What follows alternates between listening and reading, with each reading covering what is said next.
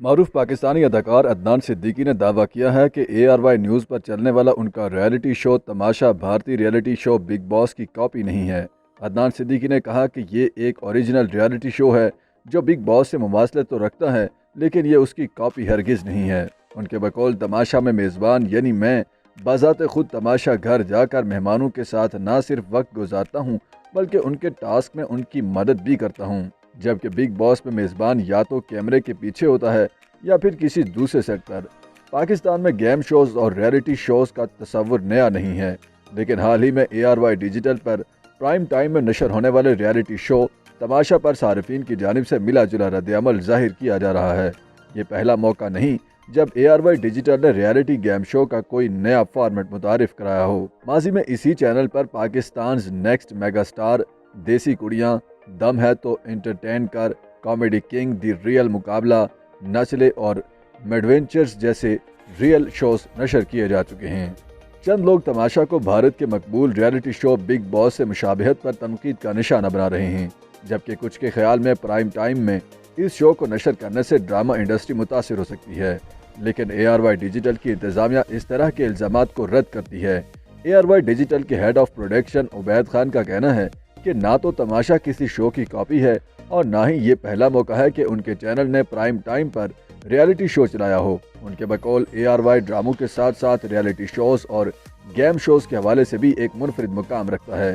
تماشا بھی جیتو پاکستان کی طرح پاکستان میں ٹی وی مارکیٹ کے لیے بہتر ثابت ہوگا۔ عبید خان نے کہا کہ جب 2.5 گھنٹے کے پرائم ٹائم میں ARY نے جیتو پاکستان چلایا تو وہ اتنا کامیاب ہوا کہ آگے جا کر اس نے تمام تر ریکارڈ توڑ دیے۔ تماشا بھی پاکستان کی ٹی وی مارکیٹ کے لیے ایک ایسی ہی اوپننگ ثابت ہوگا جس کے بعد ڈراموں سے ہٹ کر بھی ریئلٹی شوز بننا شروع ہو جائیں گے۔ انہوں نے یہ بھی کہا کہ ہفتے میں 7 دن پرائم ٹائم میں ڈرامہ دیکھنا تھوڑا بورنگ ہو جاتا ہے، یہی وجہ ہے کہ اس لیے پوری دنیا میں ریئلٹی شو چلتا ہے اور اب پاکستان میں بھی ایسا ہی ہوگا۔ اب سوال یہ ہے کہ پاکستانی ریئلٹی شو تماشا میں کیا ہے؟ تماشا ایک ریئلٹی شو ہے جس میں 13 شرکاء ہیں اور انہیں 6 ہفتوں کے لیے ایک ہی گھر میں رہنا ہے۔ اس شو کے میزبان اداکار عدنان صدیقی ہیں۔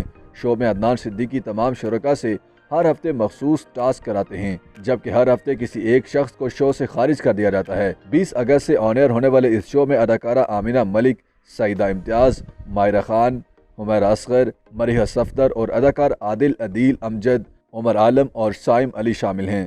ماڈل فائزہ خان، موسیقار نعمان جاوید، فٹنس ٹرینر سحر بیگ، کامیڈین رؤف لالا اور نامور کوریوگرافر نگاہ جی بھی اس گیم شو کا حصہ ہیں۔